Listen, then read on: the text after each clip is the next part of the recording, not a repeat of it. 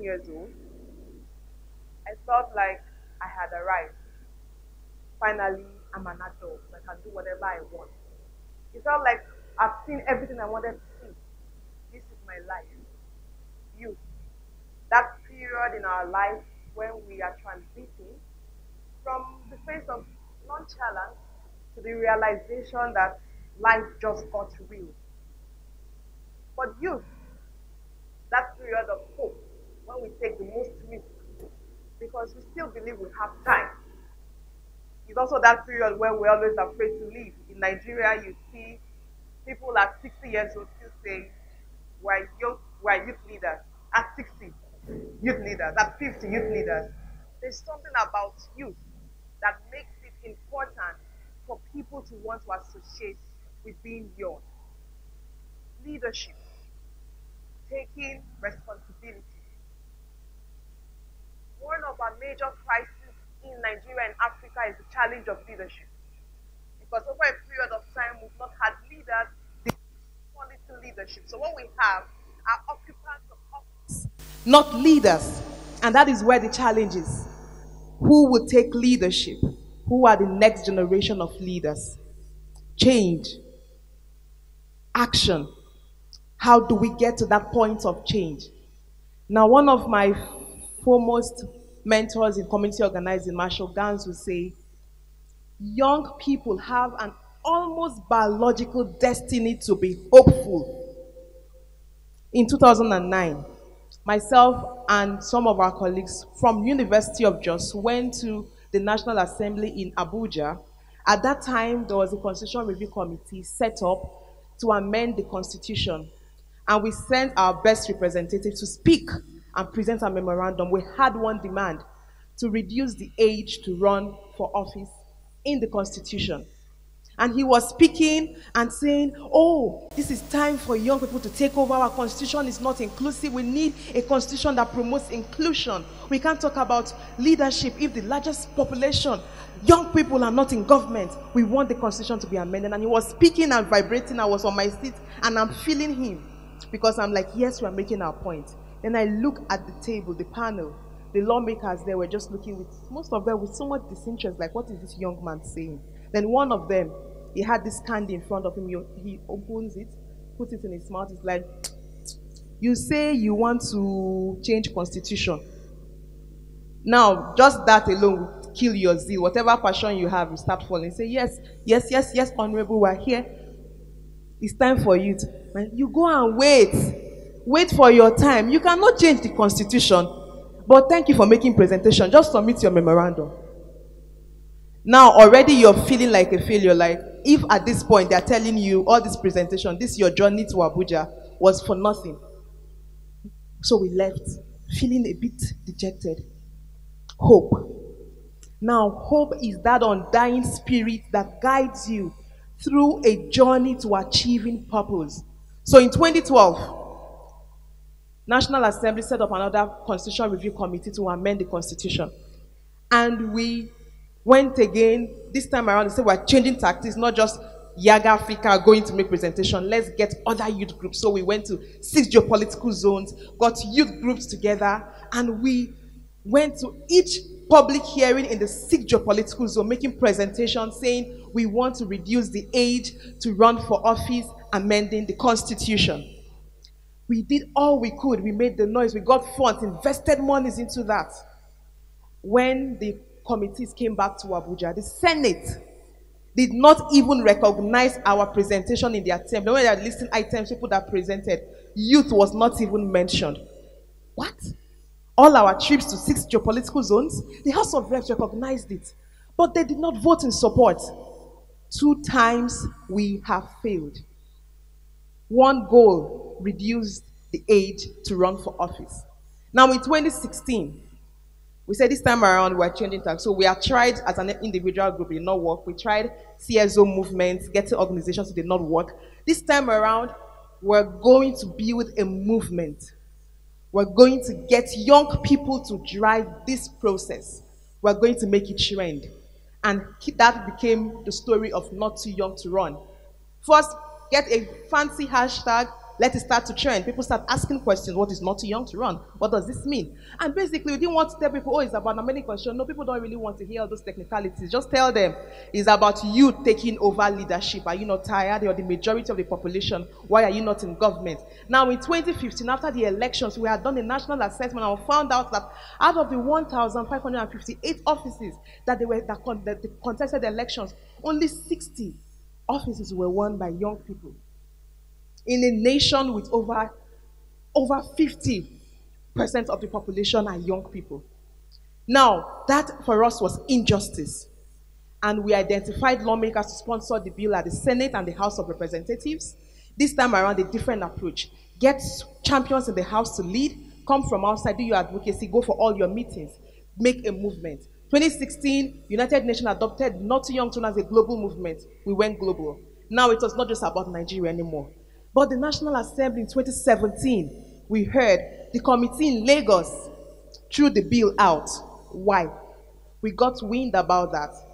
And this time around, we knew we have worked so hard, we cannot lose now. And we organized and mobilized young people in every state, every local government. We came to Abuja. And we said we would march to National Assembly until they say yes and bring back our bill. And we marched, not too young to run, ready to run. And we stood in front of National Assembly, shut every exit and entry point. We're not leaving. We need lawmakers to come out and commit. We need this bill back in. The bill came back in. 2018, May 31st, 2018. We stood beside the President of the Federal Republic of Nigeria. The bill had passed to a third majority of the Senate and the House of Representatives. The bill had passed to a third majority of the State Houses of Assembly. That is 24. We needed at least 24 State Houses of Assemblies to sign that, but we had 33 sign that. It came back and it went to the President for assent. And we stood beside the President as he signed that bill into law. Not Too Young to Run became law. 9 years after that, lawmaker with his sweet, his candy said, you can't change the constitution. Young people, it's not time for you. Now, that is hope. But hope needs action. Action is the doing what is. It's not enough to have hope. It's not enough to dream. You need to take action. You need to take the next step.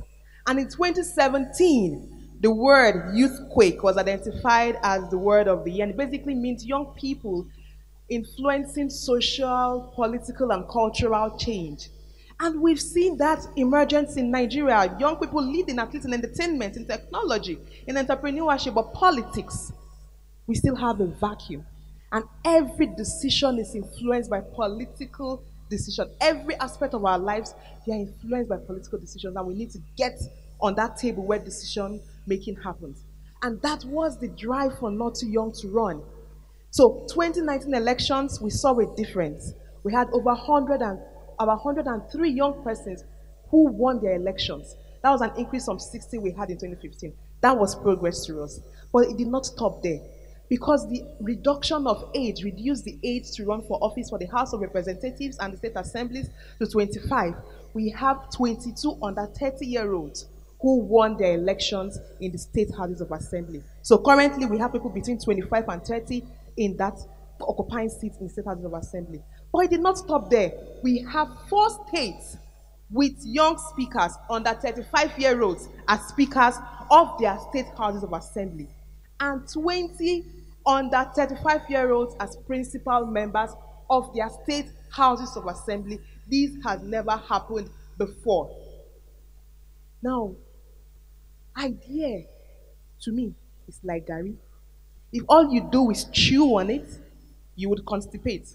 You need to learn to do more with it. And that is what Not Too Young to Run is. It started with an idea that we want to change the face of government. But changing the face of government, let's start from somewhere. What was the stumbling block? How do you open up the space? Start with that. And we build upon the idea. But Not Too Young to Run story was not just about young people moving to amend the constitution. Yaga Africa, the organization I work with, we started as a student Association in 2007. University of Just, group of 7 of us, we met in the lecture hall, said we want to start up an association, we want to push for youth inclusion. And we used to have this mantra then that when we speak, the government will shake. Then we did not know what it was, but we knew we needed to see our imprint in government. And we had highlighted different mentors to speak with. One of them was a top lawyer, and he's currently a senior advocate of Nigeria. We went to meet with him in 2007, and we told him, this is what we're starting, we're students, we want to do this, and we want to change Nigeria, and we need support and inspiration from our leaders in the field, in the sector, and we finished. Then he looks at me, he says, you, what's your name? I told him, what's your father's name? Who is your father? I said, oh, my father is a civil servant. Ask her down, who is your father? Who is your father? Oh, none of you have influential parents. None of you have parents in power, and you want to change the country. I would advise you to go back, read your books, finish, get a job in a law firm, you a law student, so that you will get salaries, because Nigeria cannot change, and you cannot change Nigeria. Go and study. Then to make it worse, he brings out money and gives to us. Say, you won't look hungry, and you need transport. Take and go back to school. Now, that killed our morale. And I think for a day or two, we couldn't even meet. But after that, we knew that for us to succeed, you need to understand that first, you don't want to just become statistics. You don't want to just be numbers. Now, they say Africa is the future. Now, I want to be among those that would make Africa that future, and we did not want to be just statistics. And one of our mentors told us of another man, Franz Fanon, and there was this favorite quote we clung to. Each generation must discover its mission. We either fulfill it or we betray it in relative opacity. Fulfilling your mission first begins with owning your identity, defining yourself. Who are you? Socrates would say, man, and I would add, woman, know thyself. Who are you? Now, identity is important because even if we grow, but your core values remain the same, that is what will guide you. Even when you face difficulties, you go back to your core values, your principles. That is what leads you. You need to know who you are. And from knowing who you are, you need to define your issues. You need to understand your constituency, your space. Which space do you occupy? As organizers would say, the first an organizer would say is, who are my people? Who are my constituents? And in business, what is that market? Where do you need to create that niche? Where do you need to find your footing? Where do you need to occupy? You need to find that. But your identity helps you understand how to find your space. Then you define your issues. Yes, we want to change the world, but you begin with one issue at a time, one society at a time, one community at a time. Then you get to the world. We want young people in government. One day when we speak, government will shake. But we started with, let's amend the constitution. Now, Yaga Africa works in every state in Nigeria, from a students' organization in the University of Jos. We have structures in every 774 local governments in the state. And we work in 5 countries in Africa, West Africa, and currently breaking into East Africa. And we dare to say we're one of the leading voices when it comes to youth political advocacy on issues. Beyond that, we move to elections. So beyond Not Too Young to Run movement, we had the Watching the Vote movement, which currently is the largest movement of citizens observers deploying data and tech to promote electoral integrity in Nigeria. We started with an issue and we moved. You need to turn your resources into power. We are all blessed with talent, with potential. Every one of us in this room, you have something that makes you different from people, but it is nothing if you don't turn it into power. And power, Martin Luther King will say, power is the ability to achieve purpose. You need to find out what makes you unique and turn that into power. But it's not enough to do that because you're special, but so is everyone else. Build power. Find out all those whose values align with yours, whose identity aligns with yours, who you think you can connect with. Find out whose interests and resources align with yours, whose interests and resources you have interest in, and build power. Because we learned that the first time we got a no, we went as a single organization. The second time we went with a few groups. The third time we created change, we went as a movement and we spoke with one voice, connected by one value. Try new things. You cannot remain in one space. Let the freedom of youth lead you. This is the age to try new things, to make the mistakes, to take the risk. And Robert Kennedy will say that the world demands the qualities of youth, the temper of the will, the quality of imagination, the predominance of courage. Courage to me is not the absence of fear, no. Courage is recognizing your fears and acknowledging that you are bigger than your fears, because fears would exist, but courage helps you go beyond your fears. And in the world that we live in, if we want to change Nigeria, if we want to change Africa, it takes the collective will of a determined few to create that change. And that begins with every one of us in this room. Do you identify that you have a role to play? You have a role to play in this journey called the Movement to Sustainable Development in Nigeria. Do you realize that Africa being the future needs you to make it that? Leadership, as organizers who define leadership, as taking responsibility to enable others achieve purpose in conditions of uncertainty. There would always be uncertainty, but you need to take responsibility first. And that is what we're lacking. Leaders who are willing to take responsibility to change our country, to change our continent. And we need young people with that vibrancy, that hope, that vision to start occupying that space in every community that we find ourselves. Martin Luther King would say that one of the greatest liabilities of history is that all too many people fail to remain awake in periods of social change. There are those who want to fraternize with the status quo. But today, our survival depends on our ability to stay awake, to adjust to new ideas, to be vigilant, and to face the challenges of change. Are we ready to take that responsibility, to step into that space, to realize that the world waits for no one? Are we ready to adjust to new ideas? Are we ready to stay awake in this changing time? At the end, the clock would be ticking.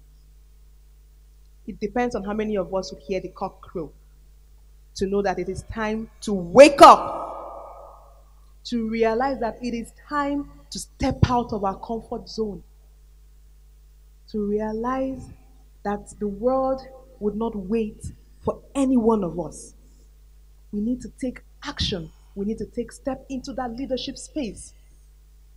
We need to take responsibility because Africa, Nigeria, needs every one of us here. Africa, Nigeria needs the vibrancy of its youth. Africa, Nigeria needs the vision and hope of its youth. Guys, we are going to live longer than most of the leaders we have in government. We have a longer time to live in this world. So if you don't start acting to create the future you'd want to live in, who do you want to do that for you? This is the time to wake up. The clock is ticking. Let us stay awake. Thank you.